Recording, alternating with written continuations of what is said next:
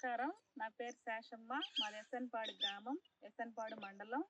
నేను గత 3 సంవత్సరాలుగా ప్రకృతి వ్యవసాయం చేస్తున్నాను. ప్రకృతి వ్యవసాయంలో 2 సంవత్సరాలు వరి వేశాను. వరి వేసిన తర్వాత పిఎం డేస్ వేసుకొని వాటిని పశువుల మేతకు ఉపయోగించుకున్నాను. ప్రస్తుతానికి మా ఊర్లో వర్షాలు లేని కారణంగా వాటర్ సౌకర్యం లేక వరి వేయడం ఆపేశారు. అందుకని నేను వేరే పొలం తీసుకొని అందులో కూరగాయలు, ఆకుకూరలు పెంచుకోవడం జరుగుతుంది. దానిలో 20 సెంట్లు పొలం లీజుకు తీసుకున్నాను. దానిలో 20 సెంట్లు ఏటీఎం మోడల్ పెట్టుకోవడం జరిగింది. ఏటీఎం మోడల్లో క్యారెట్, బీట్రూట్, ముల్లంగి పెట్టుకున్నాను. 10 సెంట్లలో ఆకుకూరలు పెట్టుకోవడం జరిగింది. 10 సెంట్లు ముల్లంగి, క్యారెట్, బీట్రూట్ ఇలా ప్లాన్ చేసుకోవడం జరిగింది.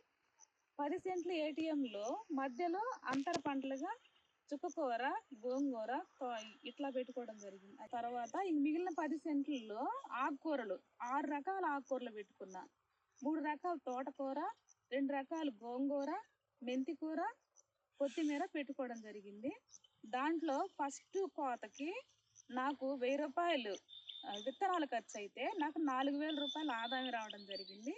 మళ్ళీ బెడ్స్ రెడీ చేసుకొని మళ్ళీ పోసాను. ప్రస్తుతానికి ఇంకొక వారానికి మళ్ళీ కోతకు వస్తాయి. నాకు ఆకుకూరలోనే ఒక కోతకి 4000 రూపాయలు రావడం జరిగింది.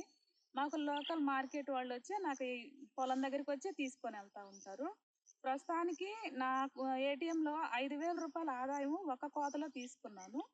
మా ఇంటి అవసరాలకు వాడుకొని 5000 రూపాయల ఆదాయం నాకు ఈ 10 సెంట్ల ఆకుకూరల్లో వచ్చింది. ఏటీఎం మోడల్లో దుంప ఇప్పుడే రెడీ అవుతుంది. 3 రకాల దుంపలు ఈ నెల ఆఖరికి వచ్చే విధంగా పొలం తయారై ఉంది. మేము బెడ్స్ రెడీ చేసుకున్న తర్వాత బెడ్స్ మీద ఘనజీవామృతం పరుచుకున్నాము. ఘనజీవామృతంలో ట్రైకోడర్మా విరిడి కలుపుకొని బెడ్ మీద వేసుకొని ఆకుకూర విత్తనాలు వేసుకోవడం జరిగింది.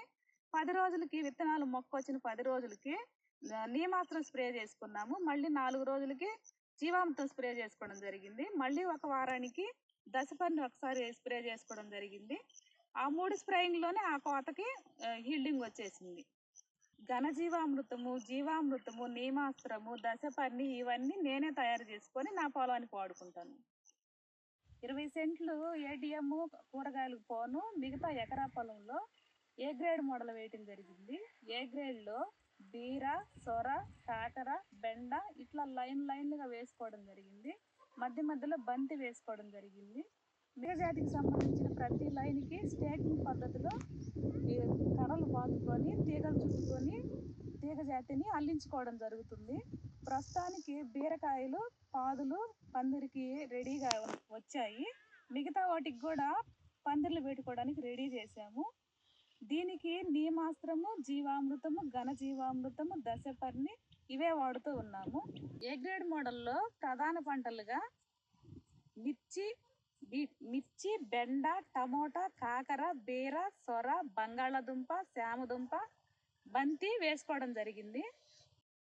ప్రధాన పంట మిరపలో లైన్కి మిరప మొక్క మధ్యలో ఉల్లి, వెల్లుల్లి కూడా పెట్టుకోవడం జరిగింది. ప్రతి మిరప మొక్కకి ఉల్లి, వెల్లుల్లి పెట్టుకోవడం జరిగింది. అట్లాగే ఈ ఏ గ్రేడ్ మోడల్లో ప్రతి లైను సాలు మధ్యలో ఆకుకూరలు పోసాను అన్నమాట. మధ్య ఖాళీ భాగంలో పొలం అంతా వేస్ట్గా ఎందుకని చెప్పి ఆకుకూరలు పోసుకోవడం జరిగింది.